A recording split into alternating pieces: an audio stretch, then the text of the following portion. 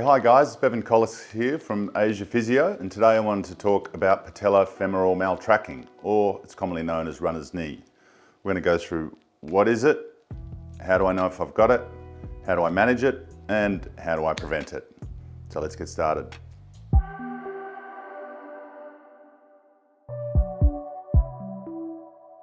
Okay, so patella maltracking or runner's knee occurs where the kneecap starts to glide up and down a little bit to the side of where it should be. Now this kneecap is designed or shaped perfectly to sit in the center of this notch. So problems occur when the kneecap starts to shift a little bit out to the side. And that's why we call it maltracking, because it's literally tracking in the wrong position.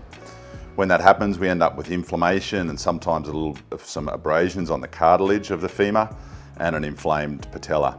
And that pain from runner's knee or patella tracking, it can actually move around. It's often not a really specific pain in the kneecap. Sometimes people even feel it in the back of the knee. So what causes runner's knee? Well, basically it's a problem with the biomechanics of the whole lower limb. One of the main factors is the iliotibial band, or the notorious ITB, which is a sheath of fibrous material that runs down the outside of the thigh and attaches to the outside of the kneecap. Now, if that ITB is very tight, which it often does become, it starts to pull the kneecap out of alignment. The muscle on the inside of your quads, called your vastus medialis oblique, or VMO, because it's called oblique because the fibers of the muscle come down and attach to the inside of the kneecap, it's supposed to counteract the force of the IT band and pull the kneecap inwards.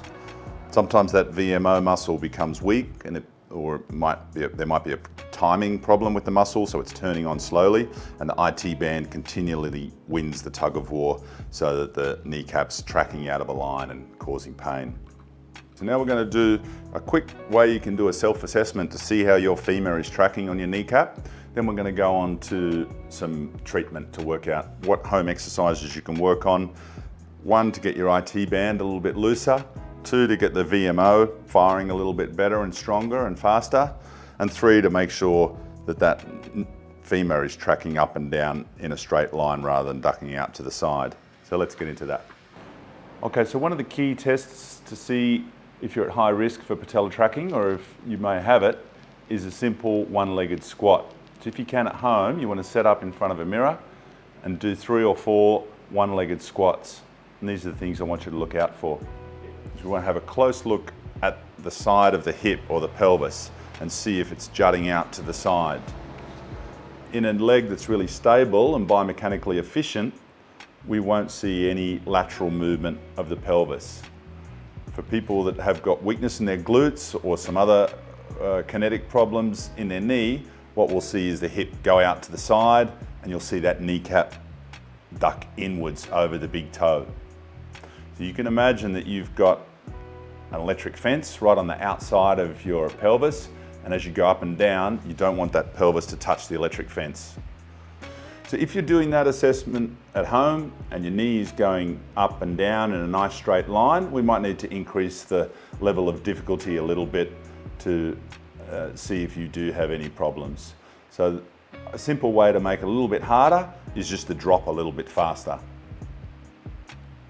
So it's almost like someone's hit you in the back of the knee in the schoolyard and your knee collapses and you have to catch it. So when you're doing a one-legged squat, we want to do it at a nice steady pace to begin with. If you find you've got too much of that wobbling or you can't control it and it's just too difficult for you, you can try putting the foot behind just the tip of your toe on the floor. You've probably only got 5 or 10% of your weight on that back foot, but it will help you with your balance until you're strong enough and stable enough that you can progress to doing it in one-legged. As you're getting stronger and stronger and your balance is getting better, you can try doing the fast drops. Again, don't do fast reps, take a little pause in between each one, but try and drop it fast each time. So we're bringing in the speed of activation into it as well. Okay, so one of the best self-management exercises for patella maltracking is to foam roll the ITB. These foam rollers are really good at taking the tension out of the IT band. So you want to set up like Vanessa is now in this position.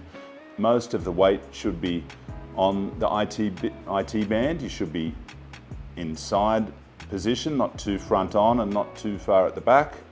You should find this will be a little bit uncomfortable, particularly when you're starting. If it is comfortable and there's no discomfort whatsoever, you're probably not doing it right, so you can push down a little bit harder.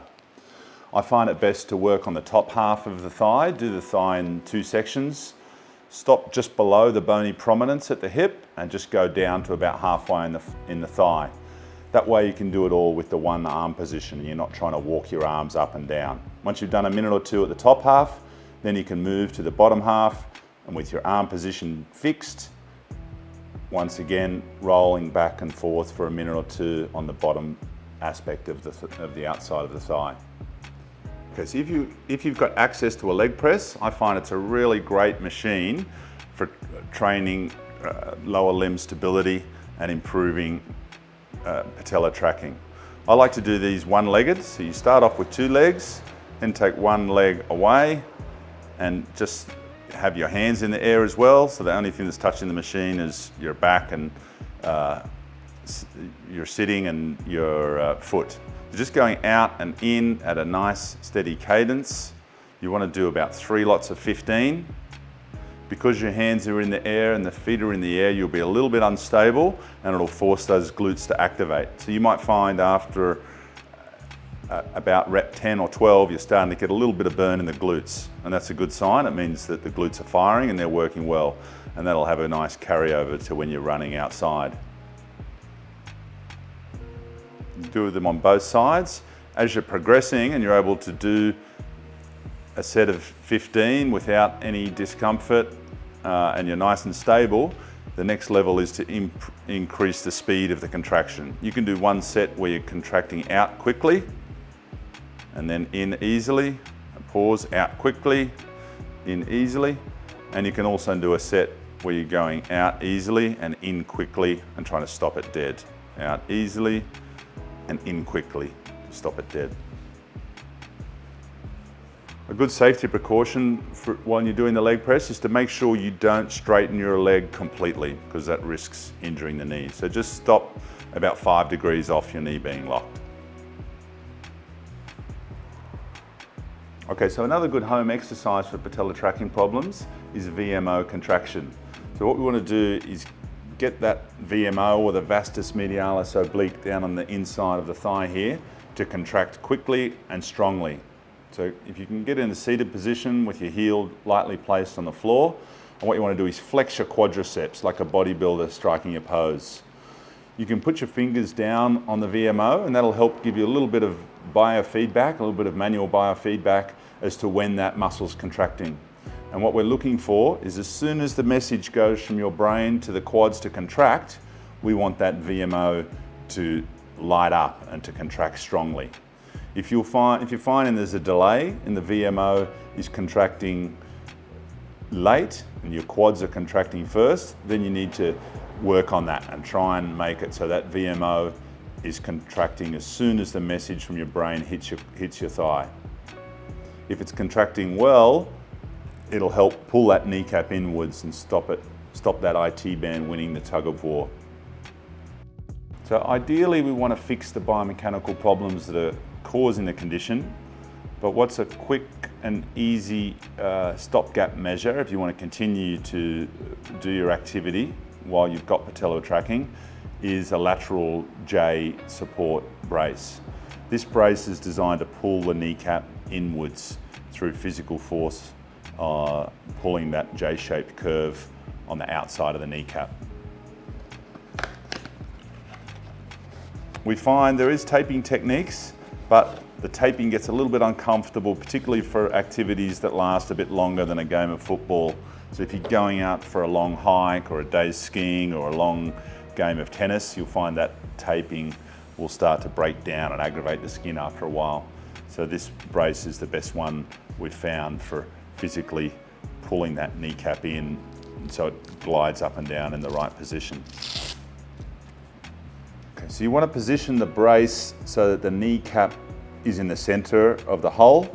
You might need to pull it up 3 or 4 different times so that the kneecap sits in the right position and make sure it's not pushing it out to either side. and that J-shaped curve should sit snugly around the outside and underside of the kneecap there. Now, applying the pressure on these straps is really important. You want to pull both straps over and lift quite strongly across and to the inside of the kneecap and layer them down. You can play around a little bit with lifting the kneecap upwards or downwards. Usually lifting it upwards provides a little bit more relief because it just takes it away from the femur below. But play around, get a certain position, do a couple of little one-legged squats, see how it feels, and until you find the position that gives you the most relief. Thanks for watching, guys. If you feel like you might have problems similar to runner's knee, then work on those exercises we talked about before.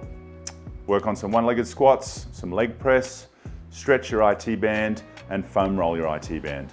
Most important of all, if the problem still continues, go and see a physiotherapist in your local area and get a targeted program specifically for you. If you like this content, please let us know by hitting the like button below. And if you want to see more of these tutorial videos coming up, hit the subscribe button and the bell notifications and keep up to date as we release more exercises and videos to come.